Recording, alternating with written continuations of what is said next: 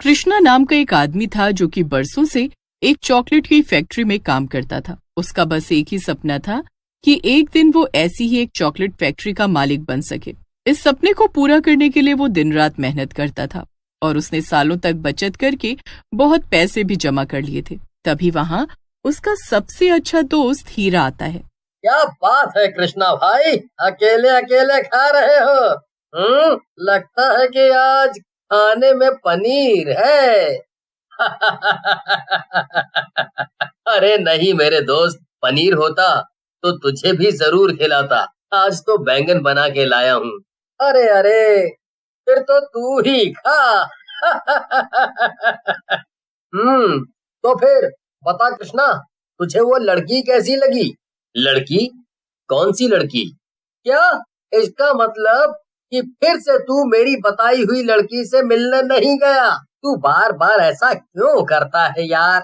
मैं और तेरी भाभी कितनी मुश्किलों से तेरे लिए लड़कियां ढूंढ कर लाते हैं और उनसे तेरी मीटिंग फिक्स करवाते हैं, लेकिन तू कभी समय पर पहुंचता ही नहीं है, बात खराब कर देता है। अरे तुझे शादी से इतनी भी क्या दुश्मनी है भाई? अरे अच्छा अच्छा, अब मैं समझा। अरे मैं सच में कल गया था उस लड़की से मिलने, लेकिन वो जा चुकी थी।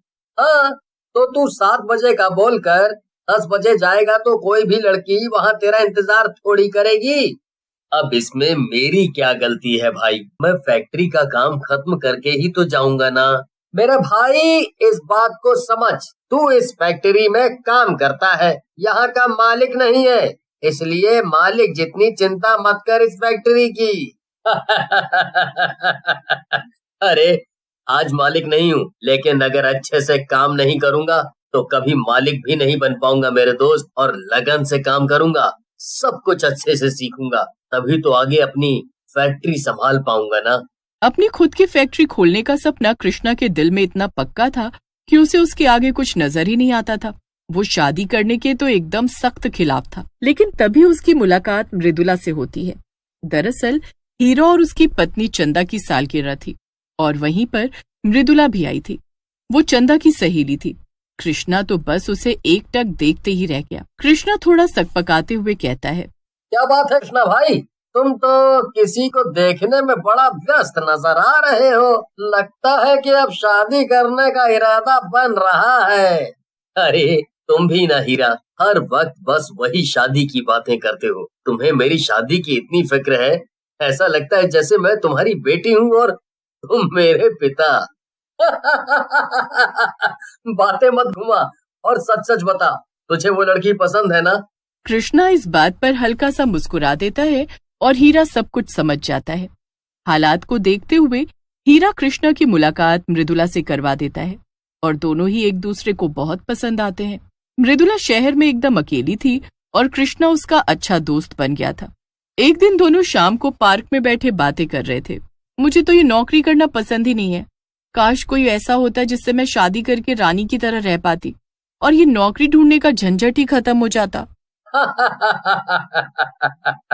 अरे आज के जमाने में ऐसा राजा कहाँ मिलेगा जो किसी लड़की को रानी की तरह रख सके।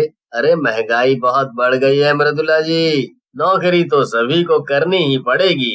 कृष्णा की बात सुनकर मृदुला कुछ चिढ़ जाती है और वहाँ से बिना कुछ बोले उठकर चली जाती है। कृष्णा उसे मनाने की कोशिश करता है मगर वो नहीं मानती है।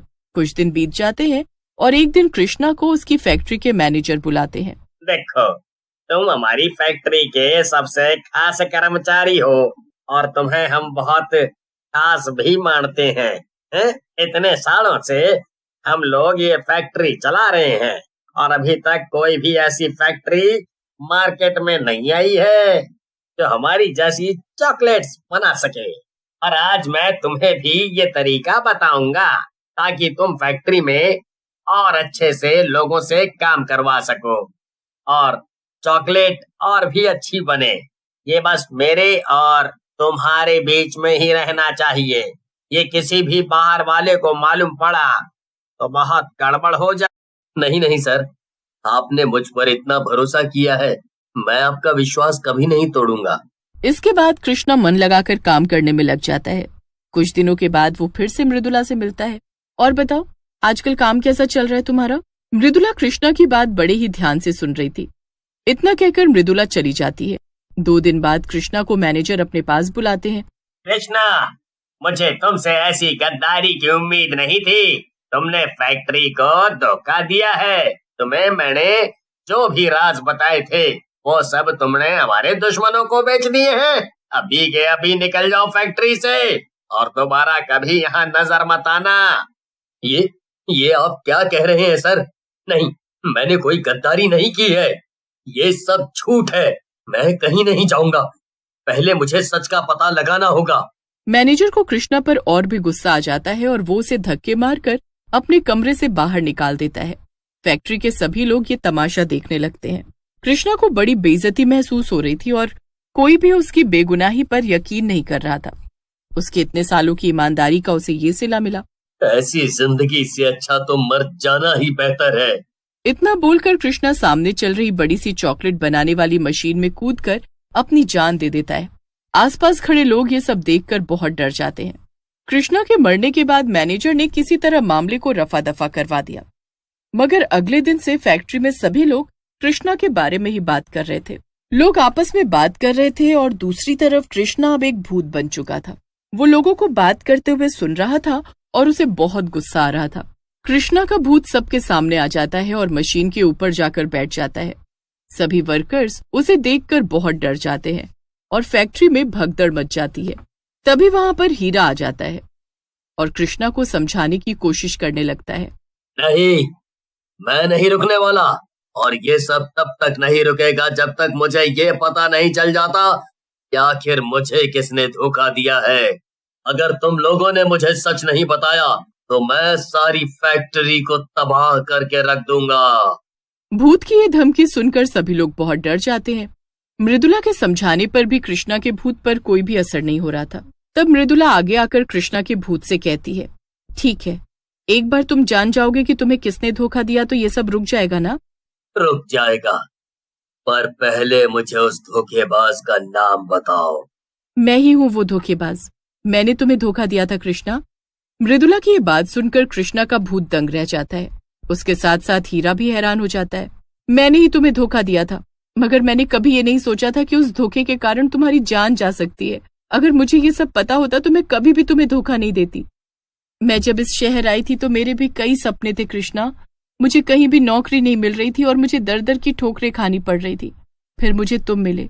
मैं सच कह रही हूँ, मुझे तुम बहुत अच्छे लगे, लेकिन मेरे लिए प्यार से ज्यादा जरूरी पैसे कमाना था। फिर मुझे मिस्टर मेहरा की फैक्ट्री में नौकरी मिल गई और मुझे पता चला कि वो इस फैक्ट्री के सबसे बड़े दुश्मन है। मैंने इसी बात का फायदा उठाया और इस फैक्ट्री के सारे राज उन्हें बता दिए, और यहाँ के सारे राज तो मुझे तुमने ही बताए थे। इससे मुझे बहुत सारे पैसे मिले, मगर मैं सच कह रही हूँ, मुझे जरा सा भी अंदाजा नहीं था कि तुम अपनी जान ही दे दोगे। जरा सी बात, तेरे लिए वो सब जरा सी बात थी। मेरा स्वाभिमान, मेरा सपना, ये सब तेरे लिए जरा सी बात थी। बेवफा औरत, तूने मेरे साथ इतना बड़ा धोखा किया। इतना कहकर कृष्णा का भूत गुस्से में मृदुला की गर्दन पकड़कर उसे सीधा चॉकलेट बनाने वाली बड़ी बड़ी मशीनों में फेंक देता है। मृदुला की फौरन मशीन में कटकर मौत हो जाती है। ये देखकर वहां खड़े सभी लोग बहुत डर जाते हैं। ये तूने क्या किया कृष्णा? तो और क्या करता मैं हीरा, तूने सुना नहीं क्या? उसने मुझे धोखा दिया था और उसी के कारण मेरी जान भी गई। उसके धोखे की वजह से ही मैं भूत बनकर भटक रहा था। हाँ कृष्णा, उसने तेरे साथ गलत तो किया था, लेकिन अब क्या होगा तेरा? कुछ नहीं, अब मुझे मुक्ति मिल जाएगी दोस्त। अब मैं चलता हूँ, तू अपना और भाभी का ध्यान रखना। इतना कहकर कृष्णा का भूत गायब हो जाता है और फैक्ट्री में सब कुछ पहले जैसा हो जाता है। हीरा को अक्सर अपने दोस्त की बहुत याद आती थी।